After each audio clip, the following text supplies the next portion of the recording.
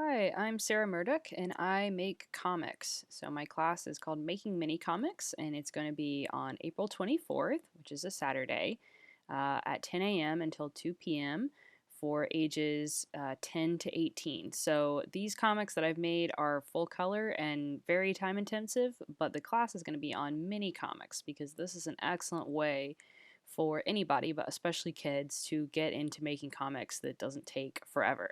So they are on one piece of printer paper and they're 8 pages long.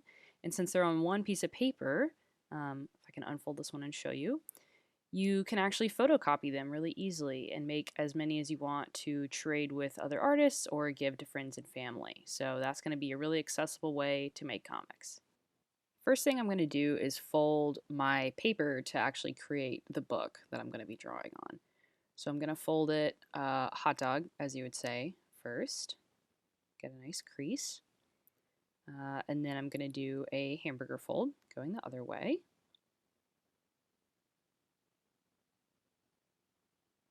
Crease it. And now we're trying to get 8 little pages, right? So I'm going to fold each of the sides into that center fold so that we end up with 8 sections of the paper.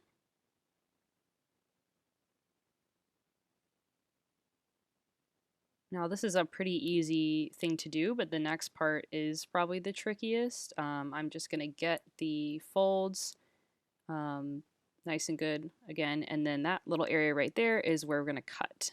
So we're not cutting anything off, but we are making one cut in the paper. So I'm cutting in that middle section right there. And so basically I've cut along those middle 2 sections, and then I have to kind of pinwheel it and form it into a book. And I like to press it pretty carefully during this part so that I don't end up with any wonky pages sticking out. But see, this one folded pretty neatly. This one behaved itself. And now we have a little book. And so that's going to become the comic. So the next thing I'm going to do is paginate it, which means I'm going to mark with a cover. And then what's going to be the first page, the second page. Here I'm just marking with numbers 1 through 8. Sometimes I write cover and back cover. But I want to do this so that when I unfold it, I think it's easier to draw on when it's unfolded. So when I unfold it, I'll know what all the pages were. And by labeling them at the top, I know which orientation because some of them will end up upside down and out of order. For the actual class, I'm going to go over how to design a character and give that character a goal and then make a story. And so we'll actually draw our characters first. But in this case, I picked out a character that I already had, so I'm just going to go right to the story part for the purpose of the demo. So I've written out 1 through 8 to show my 8 pages, and then I boxed in the pages that are going to be right next to each other. And now I have to plan the story beats so they fit in those pages. And as you can see, I'm going out of order a little bit because I know what my ending is, so I know I have to end up there. And then I can work on what the little beats are going to be in the middle to get there. And this is a planning stage. So if I had to rework it multiple times, cross things out, whatever, that's totally fine. And it's nothing crazy. It's really just the character has a goal and there's something stopping them, and then they have to, find a solution. And that's what every story is, really. Now I'm moving into thumbnails. So this is where I'm going to plan what the drawing will look like on each page. And the cool thing about thumbnails is they don't have to be good drawings. They just have to tell you what the drawing's going to be. They have to make sense in terms of composition, and just be understood to the artist. But they don't have to be a finished drawing by, any means. So I'm plotting these out again by drawing the pages that I know are going to be visible at the same time because of the way the book opens. I think that's helpful to balance it. In that first one, I drew my character Brooke in her office, so that's pretty simple. I'm just drawing her with some maps and stuff because her goal is to map the unknown area, the wilds outside of her little fairy town. For this one, I drew the figure and then realized they were too big, so I erased and then I went in again smaller. And so again, that's the beauty of the thumbnail is I can figure out what size things are going to need to be. And then I'm drawing a little close up. And I was really excited about that page because I like the idea of this is the turning point where like a stranger enters the story. And so I've got her in this black silhouette and then a close up on her eyes. So I wanted that scene to be dramatic and I composed it that way. And then I got to plan the scene where they talk for the first time. So I'm putting the two figures, Brooke and the stranger, down at the bottom of the page. And I'm thinking about where the text is going to have to be, which will be up above them. And I drew that little speech bubble that's coming from Brooke. And then down here, they're just going to be sitting together and talking at their little cafe. So I'm drawing little circles to indicate what the speech bubbles are going to be. And then the resolution is that they are going to end up traveling together through the wilds because Brooke wants to map them, but she needs a travel companion. So now they've met and they're going to go out. So I'm just drawing those two little figures in the foreground and the scenery around them. So as you can see, I've done all the interior pages, and then I actually like to do the cover and the back cover last. Oh yeah, I gotta fill in this little bit that I hadn't done yet there. Sometimes I jump around because it's easier to just go for the parts that I'm really solid on and then kind of fill in based on that. All right, so now it's time to plan the cover. So I'm going to draw another thumbnail and think about it a little bit. And then draw a couple ideas. So I drew that box there to indicate where the title text is going to go. I drew that one, but then I didn't like that very much because it was so zoomed out. I don't know. I thought like showing these little fairies' faces would be better. So this is another one where they're looking at a map and it's a much more of a close-up. And then I put a star over that because I decided, yep, that's the one. So, I can draw multiple thumbnails for anything, but then I pick one, based on that. And that way you don't have to go through the effort of drawing a whole drawing and then being like, oh, I don't like this. So that's the back cover, and I'm finished with the thumbnails. So it's time to pencil everything in. So here you can see I've unfolded the comic. As I said before, I like to draw with it unfolded because I find that easier, although in past classes, some students prefer to keep it folded up, and that's fine too, whatever helps you understand, where you're going with it. So yeah, I'm copying the thumbnail that you can see under my fingers on my left hand right there of this figure, the stranger, coming into the story. I figure I'll talk a little about tools at this point. Since I'm going to ink this comic, the type of pencil I use is not super important because I'm not going to get value from the pencil, if that makes sense. I'm just doing line work and then marking where I'm going to fill in with black. So here I'm just using a regular HB pencil. I mean, it's an art pencil, so it might look kind of fancy, but a lot of times I just use a mechanical pencil. So I always encourage students to just use whatever they're comfortable with in terms of their supplies for this stage because it's just drawing a pencil drawing that you're going to ink over. I'm putting these little figures in of the fairies that are in this cafe staring at the stranger. And I don't want to hurt myself with too much detail, especially because the drawing is so small and I want the focal point to be on that figure. So I probably won't put too much detail on those little guys. The eraser I just used is a handy tool. It acts like a mechanical pencil, but it puts out a thin little eraser. And I am a huge fan of it. I've been using that for a long time. It's really helpful for really any kind of drawing, but it's really nice for drawing these mini comics because it lets you get in there and erase one little detail. It's just a lot more precise and less clumsy than a full-size eraser, so I like to use that. But again, any eraser is fine. Now I'm moving to the close-up, so this is basically the second panel on this page. Obviously, most comics have several panels on each page. A lot of Japanese comics tend to have about 5. American comics may have more like 7. It just depends on the artist's style and whoever did the thumbnails. For mini comics, I usually just do 1 panel per page, but you can sneak in 2, and I think that's kind of the maximum because I don't want to cram too much in and make more work for myself. So, but I can do 2 here. So this is kind of the same moment in the story, just shown 2 different ways because it's still this stranger stepping into the doorway of this cafe.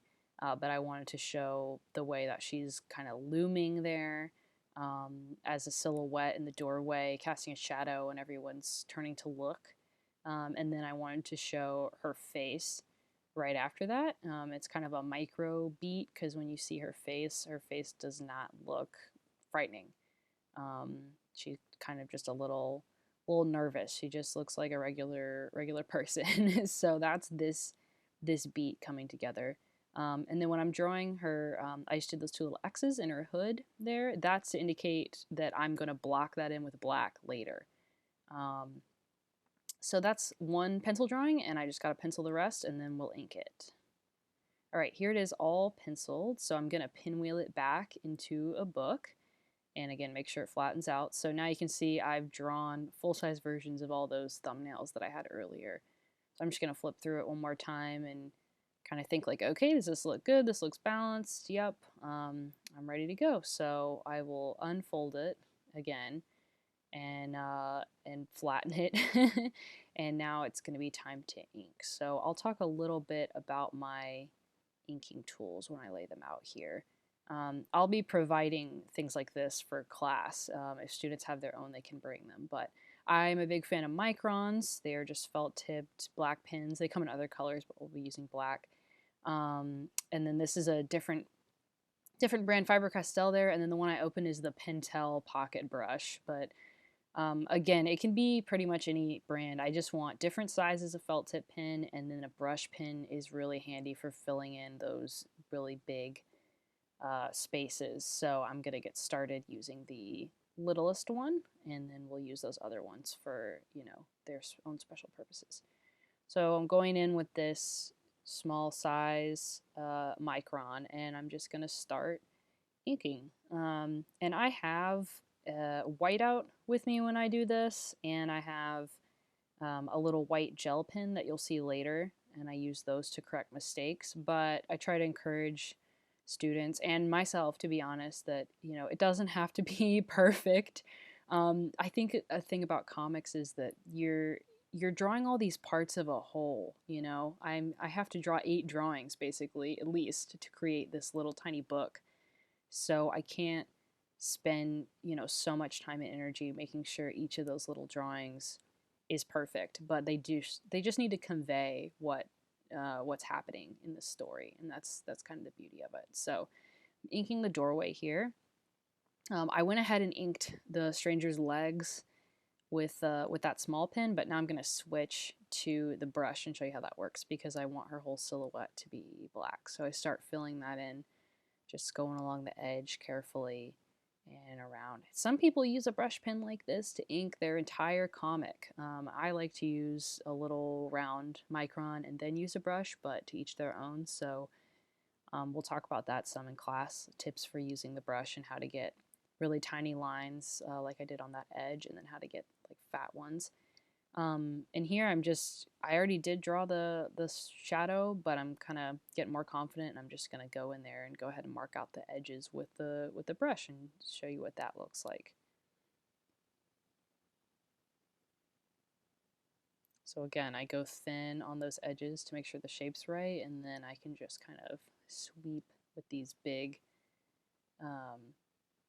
strokes to fill it in. So I'm dividing the panel there.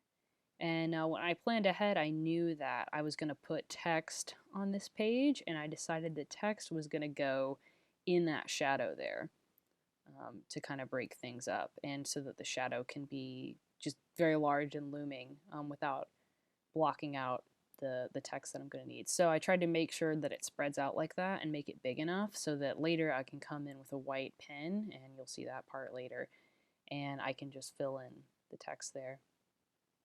So like I said, I'm not getting too detailed with these fairies that are sitting in the cafe and staring. They're mostly going to be like little lumps.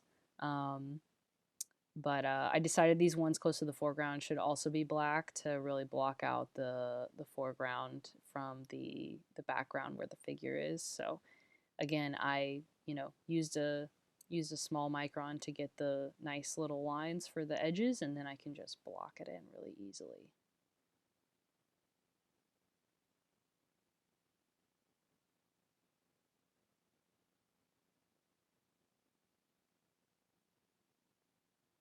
You can also see that I'm rotating the paper a lot while I work. And that's something that I encourage because it just makes it so much easier to to get the right angle with your brush and to just be comfortable while you're drawing. But again, if students want to keep theirs in book form, I mean, you can rotate the book too, but whatever works the best. But I really like just flattening it out completely. So I've drawn that doorway.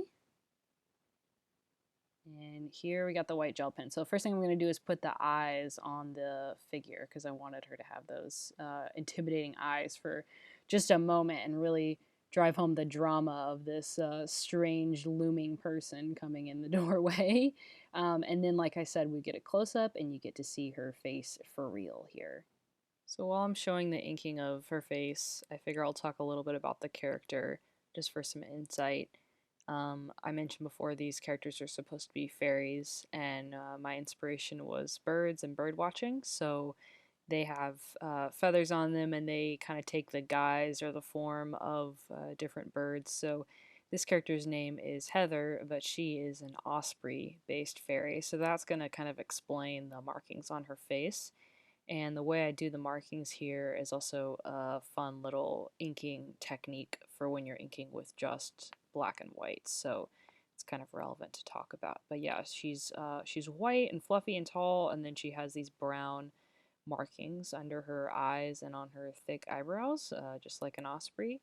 And young osprey have like a freckled look, especially. So you can see that I'm kind of marking that out by leaving some holes in her little cheek markings.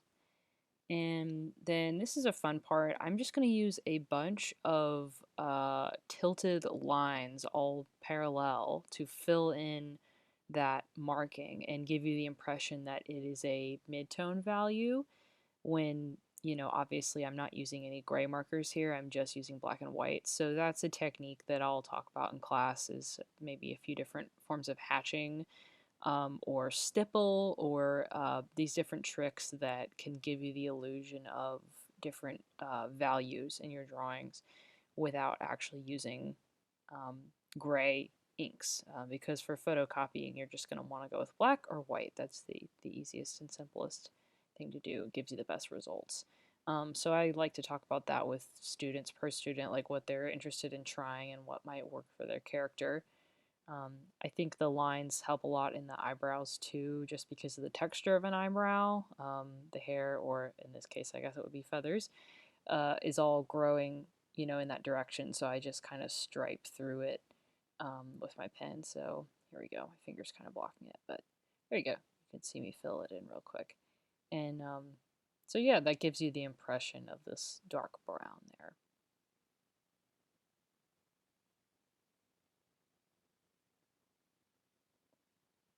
Now I'm going to get out that Pentel pocket brush again and fill in the dark shadow inside her hood. And I like how putting that dark shadow in is dramatic, as I mentioned before, and it also creates a nice contrast considering the character is mostly a light color, and so this will just make her face pop inside that hood and create some interest. I skipped ahead here because I'd like to mention that I'm doing a similar thing with the lines on the top half of this page. Right now I'm adding the rain outside because part of the story is that it's a rainy day when Brooke, our main character, goes to this cafe and meets Heather, our other character. But then I'm going to fill in those little figures like I was talking about. Again, just kind of, they're kind of blob-like. This is really all I need to suggest that there are little people, or in this case little fairies, crowded in there. And I draw the edge of a table in a couple places to suggest that. And then once I do that, I'm going to do a hatching technique again, similar to what I did on the bottom, to try to indicate that it's dark inside this cafe, or at least to create enough contrast to show you that there's light coming from outside to make it believable that this really dramatic shadow is being cast. So I got that rain in there, and then I'm going to do that hatching to create the illusion of value, and I'm doing that the opposite direction so that it's not confusing, you know, so it's understood that one is rain and the other is this just darkness, basically, drawn on to create value. Another thing I could have done is drawn texture of wood on the wall, because I imagine that it's a wooden textured wall that these little bird fairy people are living in. But this was just what I decided to go for to create the sense of like dividing up that composition and to give you the idea that it's dark inside this place and the light from outside is casting that really dramatic shadow.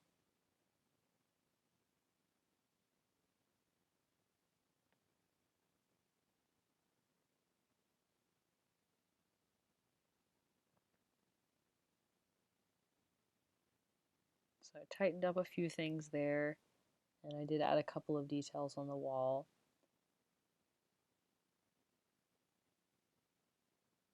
And now it's time for the text. So I mentioned before I was planning on putting the text there, and I made the shadow big enough. So I'm going to use that white gel pen that I love so much to write the text for this page on there.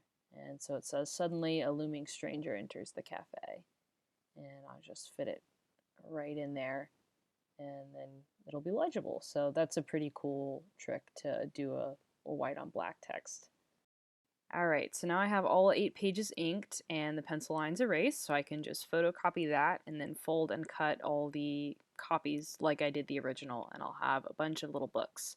So again, the class is Making Your Own Minicomics with Sarah Murdaugh, and that's going to be April 24th from 10 a.m. to 2 p.m., just a one-day workshop.